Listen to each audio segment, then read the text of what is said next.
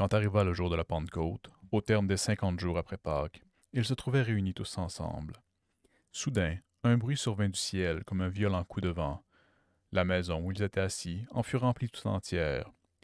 Alors leur apparurent des langues qu'on aurait dites de feu, qui se partageaient, et il s'en posa une sur chacun d'eux. Tous furent remplis d'Esprit Saint.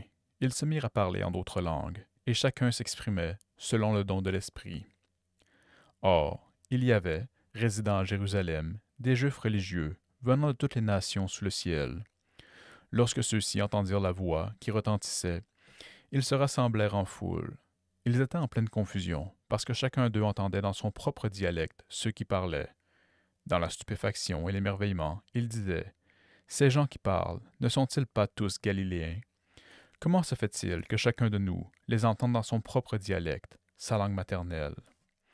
Parthes, Mèdes, Élamites, habitants de la Mésopotamie, de la Judée et de la Cappadoce, de la province du Pont et de celle d'Asie, de la Phrygie et de la Pamphylie, de l'Égypte et des contrées de Libye proches de Cyrène, Romains de passage, Juifs de naissance et convertis, Crétois et Arabes.